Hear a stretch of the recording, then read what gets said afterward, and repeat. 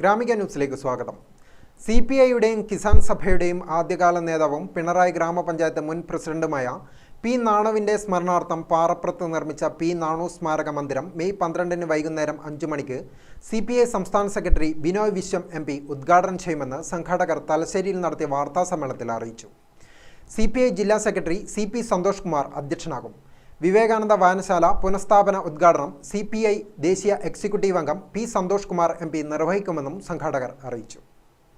അപ്പോൾ ചരിത്ര പ്രാധാന്യമുള്ള വായനശാല പുനഃസ്ഥാപിക്കുന്ന ഏറ്റവും വലിയ ഒരു കർത്തവ്യം, ചരിത്രപരമായ കടമ കമ്മ്യൂണിസ്റ്റ് പാർട്ടിയുടെ CPIയുടെ പാറപ്പുറ ലോക്കൽ കമ്മിറ്റി ഏറ്റെടുത്ത് നടത്തുകയും അതിൻ്റെ ഒരു പുനഃസ്ഥാപനത്തിൻ്റെ ഒരു ഉദ്ഘാടനവും കൂടിയാണ് ഇന്ന് നടക്കുന്നത്.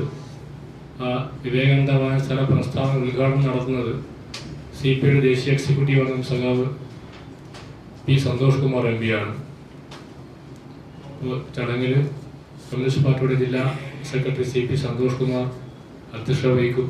പി കൃഷ്ണപിള്ളയുടെ ഫോട്ടോ അനാച്ഛാദനം CPI സംസ്ഥാന എക്സിക്യൂട്ടീവ് അംഗം CP മുരളിയും NE ബൽറാം ഫോട്ടോ അനാച്ഛാദനം CPI സംസ്ഥാന കൗൺസിൽ അംഗം CN ചന്ദ്രനും പി നാണു ഫോട്ടോ അനാച്ഛാദനം CPI സംസ്ഥാന കൗൺസിൽ അംഗം CP ഷൈജനും നിർവഹിക്കും.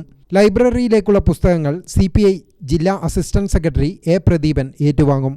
ജില്ലാ അസിസ്റ്റന്റ് സെക്രട്ടറി KT ജോസ്, മണ്ഡലം secretary advocate MS Nishad, M ബാലൻ, CN ഗംഗാധരൻ എന്നിവർ സംബന്ധിക്കും. മുതിർന്ന പാർട്ടി പ്രവർത്തകൻ പലേരി മോഹനൻ പതാക ഉയർത്തും. ചടങ്ങിന്റെ ഭാഗമായി പാറപ്പുറം ലോക്കലിലെ മുതിർന്ന പാർട്ടി പ്രവർത്തകരെ ആദരിക്കും.